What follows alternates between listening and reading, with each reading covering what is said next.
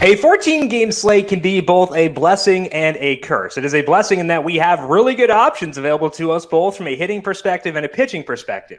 The curse is we got to choose because you're not getting Jacob deGrom, Tyler Glasnow, or Coors Field on the cheap. So you've got to decide, do I want to spend up for one of those stud pitchers or do I want to stack Coors? And if you decide to go to one of the pitchers, which way do you go? We're going to break that all down today and get you set for Friday night slate in MLB DFS. Welcome on into the solo shot. That's right here on the FanDuel Podcast Network and numberFire.com. My name is Jim Sanas. I am a senior writer and analyst for numberFire.com, here to break down Friday's 14-game main slate with lock set for 7:05 this evening. And with a big slate, we can sometimes run into a lot of the weather concerns. That's not the case today. Honestly, I don't see any rain in the forecast. I don't see any temperatures that are seriously of note. Most of the temperatures are in the 60s. I think we can kind of play this thing pretty straight up, which is like a miracle. So we've made it. We've finally found potentially the perfect slate for MLB DFS. It may be tough to prioritize, but I'd rather have that issue than scrounging for plays I want to use. We'll go through those plays in just a bit, but also because it's a 14-game slate, a lot of things to discuss. So back here later today, 4 p.m. Eastern, the FanDuel YouTube, Twitch, Facebook, and Twitter pages, answering your questions about today's slate. And I can't cover everything on the solo shot, so if there's something I don't cover, a pitcher or a stack or a one-off, come back 4 p.m. Eastern today and ask me questions on YouTube, Facebook, Twitch, or Twitter. Get those questions in. We'll answer them live on air to get you set for today's slate. Make sure you are subscribed to the FanDuel YouTube page too. Also later today on the FanDuel YouTube page, we have our NASCAR podcast for Talladega that is coming up at 10:30 a.m. Eastern. It'll be posted on the numberFire Daily Fantasy Podcast feed immediately after. Also there, you can find our UFC 261 podcast via Austin Swain. He broke down the 3 title fights and a huge card overall, huge pay-per-view card. So if you're playing UFC or NASCAR this week, make sure you are subscribed to the numberFire Daily Fantasy Podcast feed. And if it helps you win some money, make sure you leave a rating and review as well. Hey, baseball fans, FanDuel has a fun promotion going on called the $5 Dinger Tuesdays. All you have to do is bet a $25 plus bet on the to hit a home run prop on any Tuesday MLB game. You will receive a $5 site credit, $25 max, for each home run hit in the game by either team, regardless of whether your bet wins or loses. Head over to FanDuel on Tuesdays to play the $5 Dinger Contest. Must be 21 plus and present in Colorado, Iowa, Illinois, Indiana, Michigan, New Jersey, Pennsylvania, Tennessee, Virginia, or West Virginia. Refund issued as a non-withdrawable site credit that expires in 7 days. Max refund $25. Terms apply. Gambling problem? Call 1-800-GAMBLER. In Colorado, call 1-800-522-4700. In Iowa, 1-800-BETS-OFF. In Indiana, 1-800-9-WITH-IT. For confidential help in Michigan, call 1-800-270-7117. In Tennessee, call the Red Line, 1-800-889-9789. Or in West Virginia, 1-800-GAMBLER.net. Pitching preview for this Friday main slate, Jacob deGrom, shocker, the highest salaried pitcher on the slate. He checks in at $12,500. Tyler Glasnow is $11,200. Clayton Kershaw, $11,000. Squaring off with Yu Darvish, who is next on the list. He is $10,200. Steven Matz is $9,500. Zach Greinke is $9,000. And then we have Dane Dunning, JT Brubaker, Sonny Gray, and Sandy Alcantara as the others at $8,000 or higher. A lot of good names there, a lot of fun names, a lot of exciting things going on. But the headliners here, obviously, are deGrom and Glasnow. And neither guy has an elite matchup. We do have Coors Field in the slate, so it is tough to stack Coors Field if you're using one of these two pitchers. But even after considering those factors, I still think that these two guys are the top options on the slate, and I'd rather have them over Coors Field. Let's decide how to rank these two guys between deGrom and Glasnow. Let's start here with deGrom against the Nationals. There was a pretty big red flag with him earlier this week. He asked to be pushed back to Friday instead of pitching on Thursday, which implies he needed extra rest.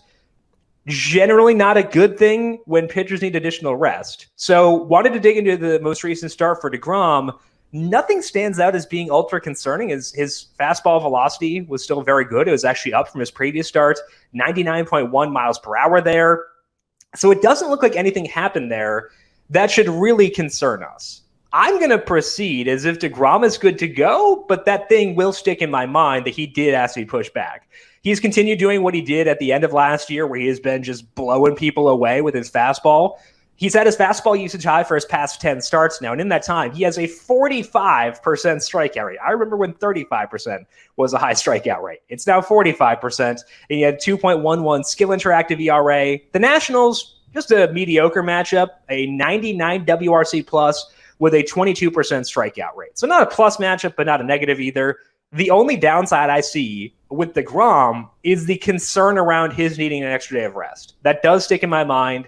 But let's talk about Glasnow first. Let's talk about him. The matchup for Glasnow is scarier than deGrom's. He gets the Blue Jays. They have a 109 WRC plus against righties with a 21% strikeout rate. That's a really tough assignment for Glasnow here. It's one he can overcome, though.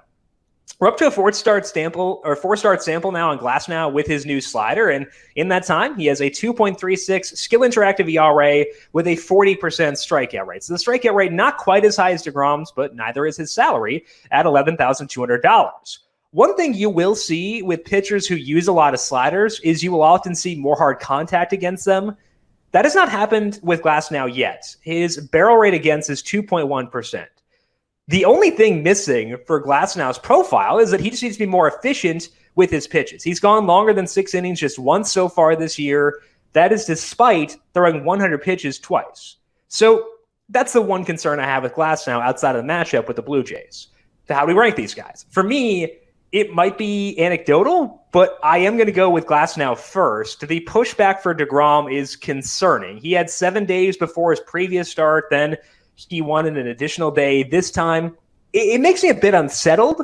It's not enough for me to push deGrom out of my top 2. I will, though, put him behind Glasnow because if I have a great alternative, I can pivot off of a guy. If I have any sort of red flag with them, I do kind of have that with deGrom. So that's going to put him below Glasnow for me. But regardless, I love these two guys. I'd rather have them than Coors Field if I had to choose tonight. And I think given one of the stacking options we have, you might be able to get Glasnow with Coors Field. So it's not a necessarily an either-or equation. We'll talk about that other stack later on. Our third pitcher, just like last night, is another guy facing a repeat matchup. And as mentioned plenty of times, that makes me very concerned. And it does make me want to get to more deGrom and Glasnow here. But among the value plays, the guys below $9,000, Sandy Alcantara is my favorite option. He's facing the Giants for a second straight start. They scored 4 runs against him in the first matchup. Those runs all came in the 7th inning. It was Alcantara started out the 7th. He allowed a solo home run to Brandon Belt, who might not play today. He allowed a double, a single, and a hit batter, left with the bases loaded in a 3-1 game. Alcantara left, and the reliever gave up a grand slam. All 3 inherited runners scored. Alcantara was cruising before that, and he's been doing well all season. So that start definitely does matter, but I think it matters more because it means the Giants just saw him more so than the fact they scored 4 runs or whatever it was. So I think that we can put a lot of faith in what we've seen from Alcantara this year, and he's been doing really well. In the past, the issue that Alcantara has been with left-handed batters, and a good way to counter that is by adding a changeup. Alcantara, very aware of that, and worked on his changeup a bunch this spring. He's throwing it a lot this year. 22% of the time. It's up from 10% last year. It's working very well. He has a 3.39 skill interactive ERA in these 4 starts with a 28% strikeout rate and a 15.3% swinging strike rate. Now, because it's the Giants and because they are so platoon heavy, we do have to look specifically at what he's done against lefties. This is a small sample. I think it's about 49 plate appearances, but in that sample, he does have a 29% strikeout rate versus lefties. So that changeup is working great, and it's allowing Alcantara to ascend into a new tier pitcher. The Giants, tough versus righties because they're so lefty heavy, but their strikeout rate is creeping up. It is 23% since the start of last year, 29% in 2021 alone. So yeah, it's a repeat matchup. They did get to him last week, and he's also now pitching on the road versus pitching at home. I just think the rest of the data lines up so well that I feel great about Alcantara as the top value here. We'll talk about a couple more guys and things to watch and why I am skeptical of them, mostly pitch counts. We'll talk about them and things to watch. And if you disagree, I think they actually have good cases outside of the big bugaboos in their profile. So we'll talk more about them and things to watch. First, so let's go to stacks. And if we're going to build around Glasnow and deGrom, we need to find salary savers. deGrom is 12.5, I believe the highest salary pitcher so far this year. we got to find value. I think we can actually get two value stacks from the exact same game, and that's the Tigers versus the Royals. The Tigers are the preferred side here, so we'll start with them. They're facing Mike Minor, who took a pretty big step back last year. His strikeout rate was still pretty high at 26%, but when he didn't get strikeouts, things got really bad. And that's concerning given his strikeout rate is down so far this year. It's 18% through 3 games. Those have come against a couple of good teams with the Blue Jays and the White Sox, but another game is against the Rangers, who themselves tend to just blow up strikeout rates. The Rangers scored 4 runs against him, and they're not great, especially against lefties. The Tigers have been good overall this year, but they're definitely best against lefties. They have a 118 WRC plus against lefties since the start of last year. Their strikeout rate, not as high as it is against righties, is still decently high, 25%, but at least it's better. Minor doesn't get ground balls, so balls in play are going to be an issue for him. He allowed a 10.3% barrel rate last year. It's at 12% this year. That's a good profile for us. Going to let up a lot of balls in play, let up some fly balls, let up some hard contact, and I like the Tigers a bunch as a result of that. One of the guys who benefits most from facing a lefty is Nico Goodrum. He's a switch hitter, so we don't really think of him as being a guy who benefits from facing a lefty, but since the start of last year, he has a 340 ISO against lefties. Small sample note there for sure, but it's 097 against righties. We've seen Goodrum batting second their past 2 games against lefties. He has an 11.5% barrel rate overall this year, and he's $2,500. So Goodrum, I think, is a tremendous value play to help you get to deGrom. Wilson Ramos is making, weirdly, a lot of hard contact this year. Jonathan Scope, Heimer Candelaria, Willie Castro, all guys I am willing to use within this Tigers lineup, and they're going to make it a lot easier to get to deGrom. And I think they can actually allow you to stack a little bit of Coors Field with Glasnow as well. We'll talk about Coors Field in a bit, but first, the other side of this game is the Royals facing Casey Mize. And Mize looks like he's taking a step forward this season because his velocity is up quite a bit, 3.38 ERA to go with it. Given the hype around him, given his draft stock, that should make us pretty excited. I just haven't seen it really translate into plus peripherals as of yet. The low ERA for Mize has come despite letting up a lot of balls in play. His strikeout rate is 19%. That's down a tick from 20% last year. But more concerning to me, given the small sample, is that his swinging strike rate is down to 7.9%, which is a decrease of 2.2 percentage points. That means we can expect the high number of balls in play to stick around. And a lot of those balls in play are being hard hit. He has allowed a 10.2% barrel rate this year. It was 13.5% last year. And that's exactly what we look for in stacking. We're getting it here, and we get it in a team like the Royals that can give us some good salary discounts. So we'll have to keep an eye on Mize, because if he starts to show signs of life, I will be inclined to believe them, and I will want to bail immediately. For now, though, I am okay using batters facing him until he cuts down the balls in play by increasing that strikeout rate. Luckily, we're not paying a premium for some guys who are hitting the ball pretty well here, specifically Carlos Santana. He is he's been a beast so far this year. $3,200 for his salary, 15% strikeout rate, 16% barrel rate. Seems good when you have more barrels than strikeouts. I guess not technically, but a higher barrel rate than a higher strikeout rate. So Santana, $3,200. Jorge Soler is striking out way too much, but he's $3,000, 12.1% barrel rate. So between Santana and Soler, I think you get a lot of high upside hitters without breaking the bank.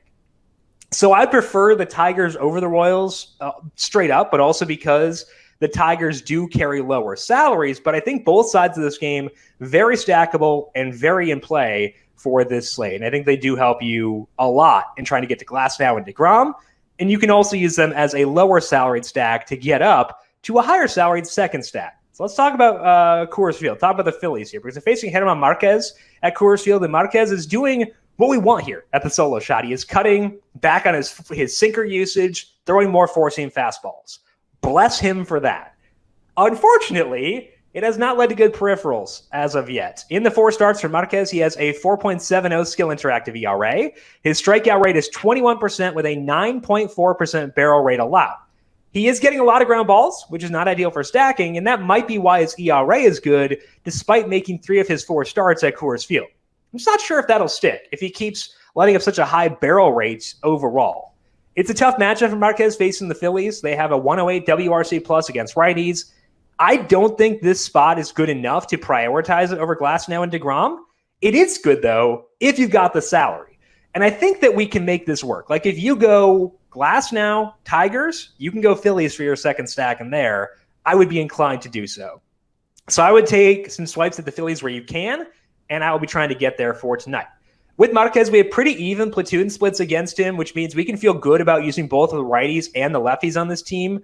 I would give a slight edge to the lefties, so bumping up guys like Bryce Harper, Didi Gregorius. If Brad Miller wiggles his way in the lineup, I could definitely get behind that as well. So check the Phillies lineup once it's out, see who is in there. Miller is like the minimum for Coors at $3,000. So see who's in there, see what we can do. I know Gregorius not fully healthy right now, but it sounds like he could be back on Friday. So feeling pretty solid about the Phillies if you have the salary to make it work. Let's finish up with things to watch and stick with that same game. You can stack the Rockies on the other side against Vince Velasquez. I would just proceed with caution, and that's not an endorsement of Velasquez. He's super volatile. I'm not lower on them as a result of Velasquez himself. It's because their offense sucks. Their WRC plus is down to 78 against righties. It's terrible if you look at just 2021. Velasquez doesn't let up a ton of balls in play, so that's a downgrade as well. So they're fine. Velasquez could have just a hideous outing. He could get rocked in the first inning and leave, in which case you want to stack the Rockies. I just can't go nuts with how bad they've been for such a long time. So the Rockies are fine, but I can't deem them a priority when I'm trying to find ways to jam in Glasnow, deGrom, and the Phillies.